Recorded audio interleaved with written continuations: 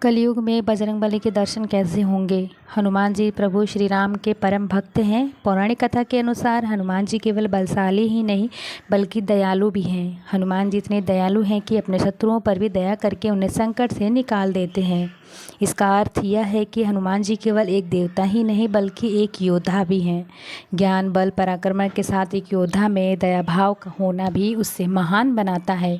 कई पौराणिक कथाओं में इस बात का उल्लेख मिलता है कि हनुमान जी कलयुग के संकटों को पार करने में हम हर मनुष्य की सहायता करते हैं। जो भी हनुमान जी का स्मरण पूरी श्रद्धा के साथ करता है, बजरंगबली को चिरंजीवी होने का वरदान प्राप्त है। इसलिए माना जाता है कि हनुमान जी कलयुग में भी सशीर निवास करते हैं।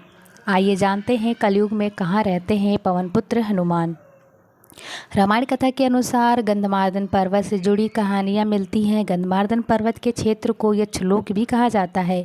ऐसा कहा जाता है कि यहाँ एक अद्भुत सरोवर है जहाँ खिलने वाले कमलों को रोजाना हनुमान अपने आराध्य श्री राम की पूजा में अर्पित करते हैं। श्रीमद् भागवत में भी वर्णन मिलता है कि द्वापर युग में भी हनुमान जी गंधमार्दन पर्वत पर निवास करते थे। इसी क्षेत्र में हनुमान जी भीम से मिले थे।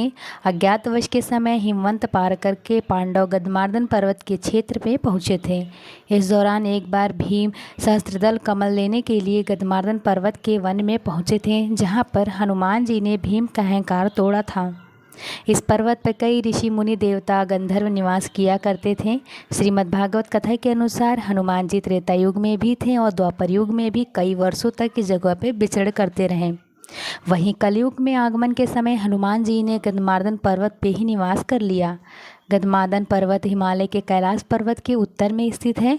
प्राचीन काल में सुमेरु पर्वत की चारों दिशाओं में स्थित गजदंत पर्वतों में से एक पर्वत को गंधमार्दन पर्वत कहा जाता है। यहाँ पर महर्षि कश्यप ने तपस्या की थी। यह पर्वत धन के देवता कुबेर के क्षेत्र का हिस्सा था। कभी यह जगह सुगंधित वर्तमान समय में यह क्षेत्र तिब्बत क्षेत्र में स्थित है। गंधमार्दन पर्वत से जुड़ी पौराणिक मान्यता है कि रामायण काल में हनुमान जी अपने वानर मित्रों के साथ यहीं बैठकर युद्ध की रणनीति बनाया करते थे। वर्तमान में गंधमार्दन पर्वत पर हनुमान जी का एक प्राचीन मंदिर है, जहाँ पर श्री राम की प्रतिमा भी हनुमान जी के साथ विराजमान है। मान्यता है कि हनुमान जी अपने भक्तों को दर्शन देने के लिए इस पर्वत पर रूप बदल कर आते हैं। इस पर्वत पर भगवान राम के पैरों के निशान भी हैं। कलयुग में भी कुछ महान लोगों को हनुमान जी के दर्शन पाने का सौभाग्य प्राप्त हुआ है। इनमें से गोस्वामी तुलसीदास जी, समर्थ रामदास जी, भक्त माधव दास जी, नीम करोली बाबा, राघवेंद्र स्वामी सहित कई ऐसे लोग हैं जिन्होंने हनुमान जी के साक्षात दर्शन हुए हैं। मान्यता है कि हनुमान जी के दर्शन के बाद इन लोगों को अद्भुत ज्ञान और आध्यात्म की प्राप्ति हुई थी।